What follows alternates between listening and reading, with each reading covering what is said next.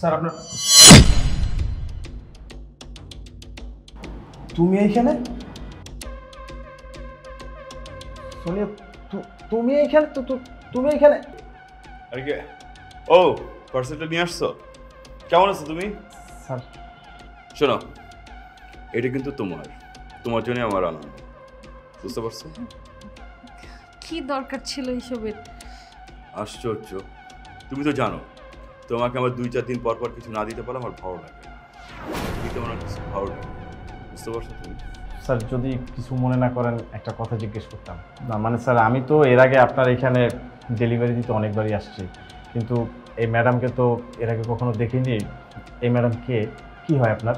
এই ম্যাডাম হচ্ছে আমার গার্লফ্রেন্ড তোমাদের হবু ম্যাডাম বুঝতে পেরেছো ওকে এরকম দেখছো তো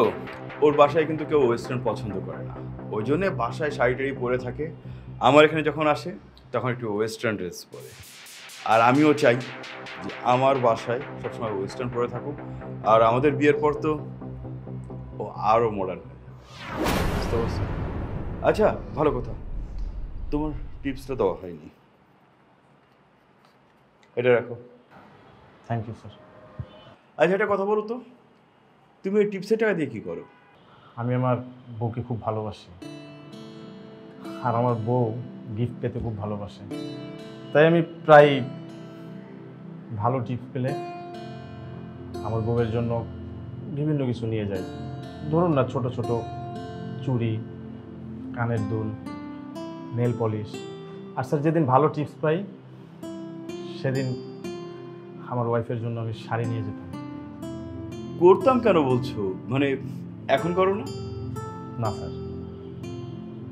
আজকের পর থেকে তার জন্য আর কোনো গিফট আমার নেওয়া হবে না আচ্ছা আর একটা কথা বলো তো তোমার বউ কি দেখতে অনেক সুন্দরী স্যার আমার বউ ধরুন আপনার গার্লফ্রেন্ডকে যদি শাড়ি পরানো হয় তাহলে আমার বউয়ের মতো লাগবে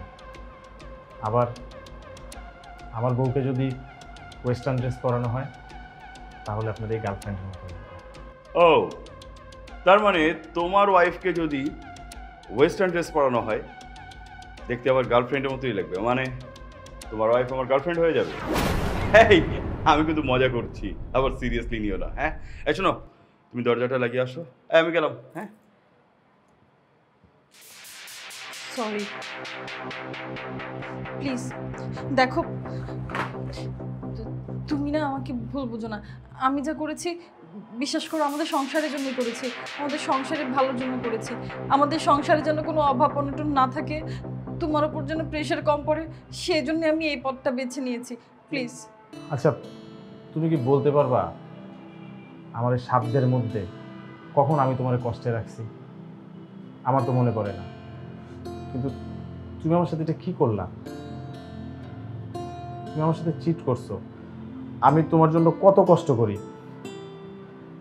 যেখানে সাধারণ মানুষ 20টা ডেলিভারি দেয় সেখানে আমি তোমার জন্য 30টা 35টা ডেলিভারি দেই যাতে আমার ভালোবাসার মানুষটা ভালো থাকে তোমাকে আমি ভালোবেসে বিয়ে করছিলাম তোমার আমি অনেক বিশ্বাস করতাম কিন্তু আজকে সেই বিশ্বাসটা তুমি ভেঙে ফেলছো আর তুমি এখন আমার কাছে ক্ষমা চাইতেছো একটা কাচের গ্লাস যদি একবার ভেঙে যায় সেটা কিন্তু আর কখনো জোড়া লাগানো যায় না আর মানুষের বিশ্বাসটা না